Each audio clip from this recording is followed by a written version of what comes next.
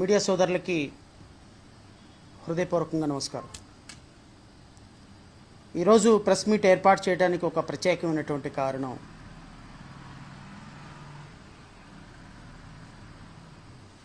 గత ప్రభుత్వంలో జరిగినటువంటి అత్యంత దుర్మార్గకరమైనటువంటి ఒక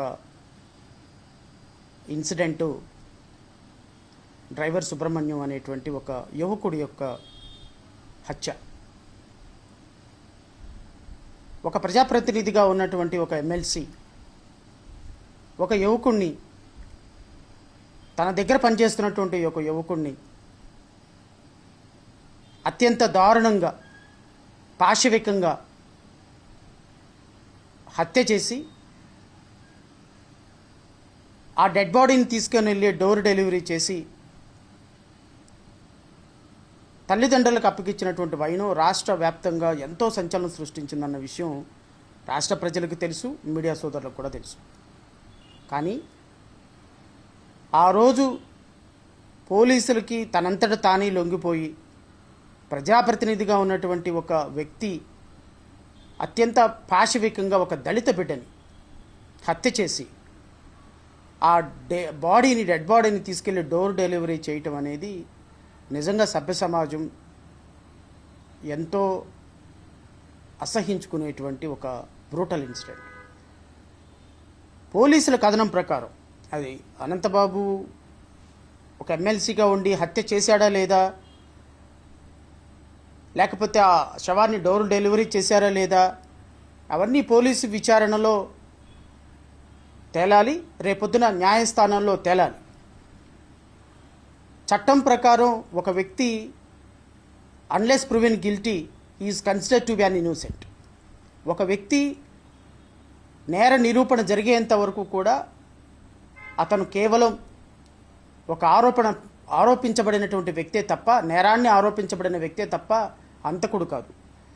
కానీ పోలీస్ రికార్డుల ప్రకారం, పోలీసులు వేసిన ఛార్జ్షీట్ల ప్రకారం ఒక ఎమ్మెల్సీగా, ప్రజాప్రతినిధిగా ఉన్నటువంటి ఒక ఎమ్మెల్సీ ఒక తన దగ్గర పనిచేసేటువంటి ఒక వ్యక్తిని చంపి డోర్ డెలివరీ చేశారని అన్ని ఆధారాలు సేకరించినటువంటి పోలీసుల కేసు బేస్ చేసుకొని ఈరోజు రాష్ట్ర ప్రభుత్వాన్ని నేను డిమాండ్ చేస్తున్నాను.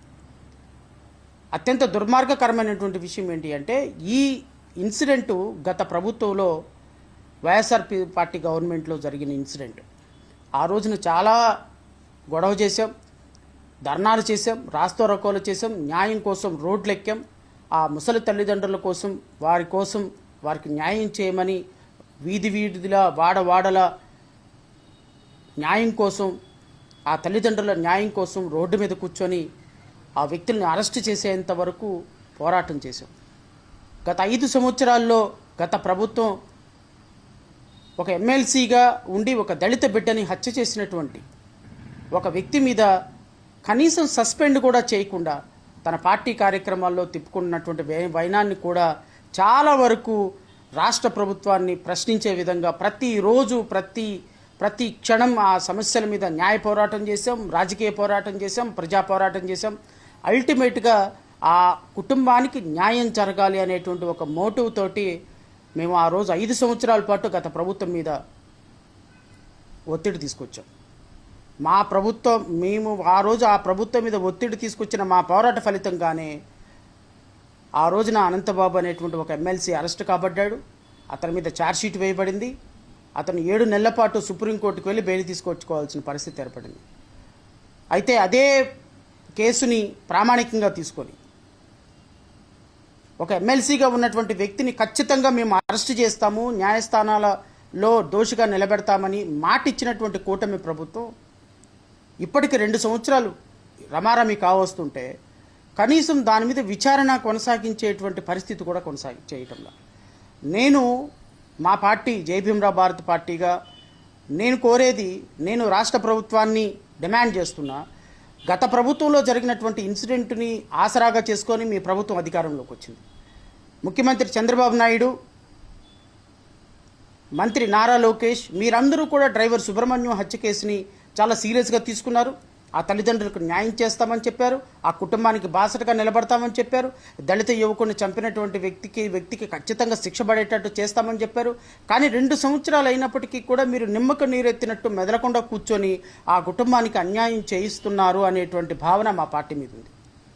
నేను కూటమి ప్రభుత్వాన్ని డిమాండ్ చేస్తున్నా, గత ప్రభుత్వంలో న్యాయం జరగల, కనీసం ఈ ప్రభుత్వంలో అయినా సరే మీరు న్యాయం చేయమని సుప్రీంకోర్టు నిబంధనలకు అనుగుణంగా సెక్షన్ 15A ఆఫ్ SC/ST యాక్ట్కు అనుగుణంగా విచారణ త్వరితగతిన కంప్లీట్ చేసి, నిజంగా అనంతబాబు అనేటువంటి వ్యక్తి ఆ కుటుంబానికి అన్యాయం చేసి సుబ్రహ్మణ్యాన్ని చంపుంటే ఖచ్చితంగా కోర్టులో శిక్ష పడి తీరాలి. ఒకవేళ ఆయన తప్పు చేయకపోతే అదేనా నేర నిరూపణ జరగాలి తప్ప, నేర నిరూపణ ఎంత తొందరగా వీలైతే అంత తొందరగా జరగాలి. ఆ కుటుంబానికి కూటమి ప్రభుత్వం బాసటగా నిలబడాలి. ఆ ముసలి తల్లిదండ్రులకి ఆర్థికంగా చాలా ఇబ్బంది పరిస్థితుల్లో ఉన్నారు. ఆ తల్లిదండ్రులను కూడా ప్రభుత్వం ఆదుకోవాలి. నిజమైనటువంటి దోషులకు శిక్ష పడాలి. చట్టం ప్రకారం ఎవరైతే తప్పు చేశారో వాళ్ళకి శిక్ష పడాలి. ఎవరి ప్రాణానైతే తీసుకున్నారో ఆ ప్రాణాలకి ఖచ్చితంగా చట్టం ముందు చేతులు కట్టుకొని నిలబడే విధంగా కూటమి ప్రభుత్వం పనిచేయాలి తప్ప, కూటమి ప్రభుత్వం కూడా దీన్ని రాజకీయ ప్రయోజనాల కోసం వాడుకొని, కూటమి ప్రభుత్వం కూడా దీన్ని కేవలం అధికారంలోకి రావటానికి కూడుకొని దళిత బిడ్డలను కొట్టి ఇంట్లో పడేస్తే, దళిత బిడ్డలను కొట్టి రోడ్ల మీద పడేస్తే, దళిత బిడ్డను కొట్టి ఇంటికి డోర్ డెలివరీ చేస్తే కూడా మేము మాట్లాడమనే పరిస్థితిలో కూటమి ప్రభుత్వం కూడా ఉంది అనేది మన భావన. సో ఖచ్చితంగా మా పార్టీ నుంచి నేను డిమాండ్ చేస్తున్నా, ఖచ్చితంగా ఈ కేసుని ఎక్స్పీడియేట్గా ట్రయల్ చేయాలి. ఖచ్చితంగా సుప్రీంకోర్టు నిబంధనలకు అనుగుణంగా ఎటువంటి డిలే లేకుండా త్వరితగతిన ఈ కేసులో పూర్తి స్థాయి విచారణ జరగాలి. పూర్తి స్థాయి విచారణ నిష్పక్షపాతంగా జరగాలి. తప్పు చేసిన దోషులకు శిక్ష పడాలి. తప్పు చేయకపోతే చట్టం నుంచి వాళ్ళు విడుదలయ్యే అవకాశం ఉంటుంది. కానీ గత ప్రభుత్వం పట్టించుకోక, మీ ప్రభుత్వం పట్టించుకోక ఆ దోషులకు శిక్ష ఎలా పడాలండి? నిజమైనటువంటి దోషులకు శిక్ష ఎలా పడాలి? ఆ తల్లిదండ్రులకి బాసట ఎవరు? ఆ కుటుంబానికి బాసట ఎవరు? చనిపోయిన సుబ్రహ్మణ్యం యొక్క మరణానికి కారణం ఎవరు? దీనికి ఖచ్చితంగా ఇప్పటికీ రమారమి గత ప్రభుత్వంలో యాక్షన్ లేదు, ఈ ప్రభుత్వంలో యాక్షన్ లేదు, ఇంకా ఎన్ని సంవత్సరాలు పడుతుందో తెలియదు. సో నేను త్వరితగతిన ఈ కేసును కంప్లీట్ చేసి నిందితుడికి శిక్ష పడే విధంగా మీ ప్రభుత్వం చర్యలు తీసుకోవాలి. తప్పు చేసి ఉంటే ఖచ్చితంగా ఆ వ్యక్తి శిక్షకు అర్హత కలిగించే విధంగా మీ ప్రభుత్వం పనిచేయాలి అని నేను ఈ కూటమి ప్రభుత్వాన్ని డిమాండ్ చేస్తూ, ఒకవేళ ఈ ప్రభుత్వం కనుక శిక్ష వేయించే పరిస్థితుల్లో ట్రయల్ కన్నా కంప్లీట్గా సుప్రీంకోర్టు నిబంధనలకు అనుగుణంగా చేయకపోతే ఖచ్చితంగా మేము ఉద్యమిస్తాం, మా కార్యాచరణ ప్రణాళిక ప్రకటిస్తామని నేను ఈ కూటమి ప్రభుత్వాన్ని హెచ్చరిక జారీ చేస్తాను. ఆ పోరాట ఫలితంగానే ఆ రోజున అనంతబాబు అనేటువంటి ఒక ఎమ్మెల్సీ అరెస్ట్ కాబడ్డాడు. అతని మీద ఛార్జ్షీట్ వేయబడింది. అతను 7 నెలల పాటు సుప్రీంకోర్టుకు వెళ్ళి బెయిల్ తీసుకొచ్చుకోవాల్సిన పరిస్థితి ఏర్పడింది.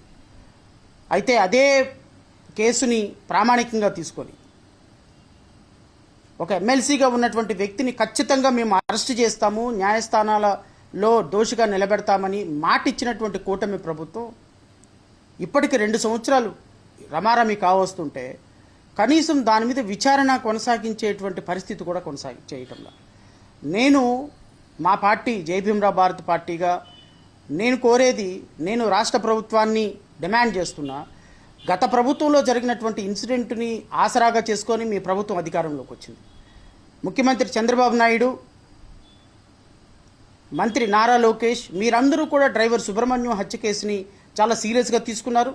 ఆ తల్లిదండ్రులకు న్యాయం చేస్తామని చెప్పారు, ఆ కుటుంబానికి బాసటగా నిలబడతామని చెప్పారు, దళిత యువకుని చంపినటువంటి వ్యక్తికి ఖచ్చితంగా శిక్ష పడేటట్టు చేస్తామని చెప్పారు. కానీ 2 సంవత్సరాలు అయినప్పటికీ కూడా మీరు నిమ్మకు నీరెత్తినట్టు మెదలకుండా కూర్చొని ఆ కుటుంబానికి అన్యాయం చేయిస్తున్నారు అనేటువంటి భావన మా పార్టీ మీద ఉంది. నేను కూటమి ప్రభుత్వాన్ని డిమాండ్ చేస్తున్నా, గత ప్రభుత్వంలో న్యాయం జరగల, కనీసం ఈ ప్రభుత్వంలో అయినా సరే మీరు న్యాయం చేయమని సుప్రీంకోర్టు నిబంధనలకు అనుగుణంగా సెక్షన్ 15A ఆఫ్ SC/ST యాక్ట్కు అనుగుణంగా విచారణ త్వరితగతిన కంప్లీట్ చేసి, నిజంగా అనంతబాబు అనేటువంటి వ్యక్తి ఆ కుటుంబానికి అన్యాయం చేసి సుబ్రహ్మణ్యాన్ని చంపుంటే ఖచ్చితంగా కోర్టులో శిక్ష పడి తీరాలి. ఒకవేళ ఆయన తప్పు చేయకపోతే అదేనా నేర నిరూపణ జరగాలి తప్ప, నేర నిరూపణ ఎంత తొందరగా వీలైతే అంత తొందరగా జరగాలి. ఆ కుటుంబానికి కూటమి ప్రభుత్వం బాసటగా నిలబడాలి. ఆ ముసలి తల్లిదండ్రులకి ఆర్థికంగా చాలా ఇబ్బంది పరిస్థితుల్లో ఉన్నారు. ఆ తల్లిదండ్రులను కూడా ప్రభుత్వం ఆదుకోవాలి. నిజమైనటువంటి దోషులకు శిక్ష పడాలి. చట్టం ప్రకారం ఎవరైతే తప్పు చేశారో వాళ్ళకి శిక్ష పడాలి.